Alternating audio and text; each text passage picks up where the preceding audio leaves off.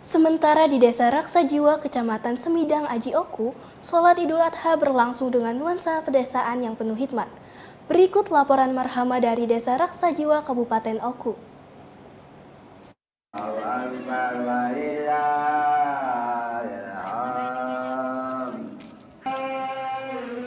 Dibalut dengan suasana pedesaan yang begitu sunyi, gemuruh takbir menggema di desa yang terletak di hulu Sungai Ogan.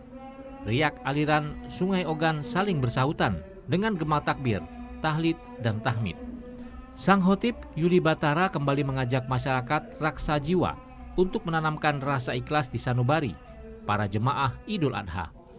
Sebagaimana keikhlasan Nabi Ibrahim dan Nabi Ismail dalam proses pengorbanan.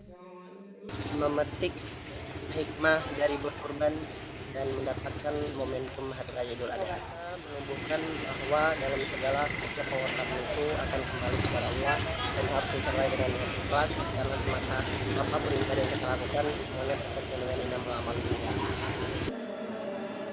Sama dengan jemaah Idul Adha lain, warga desa Raksajiwa pada lebaran Idul Adha tahun ini menyembelih 3 ekor sapi dan 6 ekor kambing. Korban pada dasarnya membangun empati umat. Empati dan simpati adalah kunci utama harmonisasi kehidupan makhluk di bumi ini.